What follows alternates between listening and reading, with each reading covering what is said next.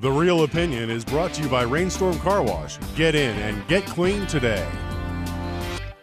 Hey everybody, Geno Reynolds from The Real Opinion here to tell you about what could be one of the better scary movies in a while, The Conjuring. But first, it's time for another Real Opinion quick review. It's Men in Black with dead people. Bad CGI, kind of funny and mildly entertaining. Here comes the men in death. Afterlife defenders. Bet you're thinking of that song right now, aren't you? Get that out of your head. I know I couldn't. Let's try to move on, shall we? I have to admit that the first time I saw the trailer for The Conjuring, I laughed my head off. The first trailer is one where the mom and kid are playing hide and clap and the gray hands come out of the wardrobe and freak the mom out. Then she goes to the cellar and the hands come out and clap again. I just couldn't stop myself from laughing. Then I saw another trailer and I saw a little bit more promise in the movie.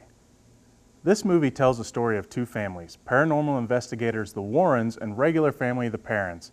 Ed and Lorraine Warren are semi-famous for their work. The story begins with them telling one of their more horrifying stories during a lecture.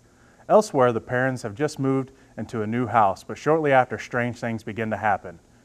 At first they think it is nothing, but the occurrences keep getting more frequent and even more strange. After a Warren lecture, Carolyn Perron approaches the Warrens and asks them to investigate their house, which they finally agree to. Well, both families don't realize that they have disturbed something that will have an effect on both families. I'm glad that I didn't write this one off right away because in a sea of horrible horror movies, this one is one of the best in a while. The last real horror movie I liked, I believe, was Sinister. While this one was not as good, I still really enjoyed it. There is a lot to like here, but it is the subtle things that makes this movie stand out.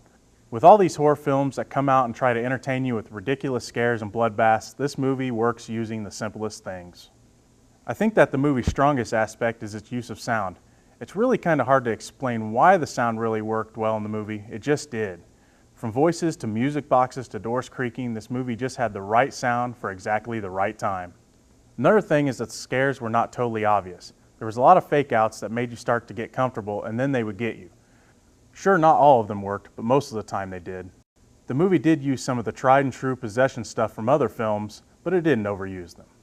One last thing, normally other than the A-Team, I really don't like Patrick Wilson's work, but in this he was really sympathetic and likable, and that, to me, is a pretty big accomplishment in itself.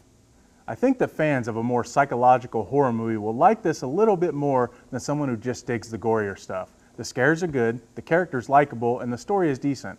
While not a trip to the theater for everybody, most horror fans will not be too disappointed in the trip. But remember, it's only just one guy's opinion. I'm Geno Reynolds from The Real Opinion. Until next time. The Real Opinion is brought to you by Rainstorm Car Wash. Get in and get clean today.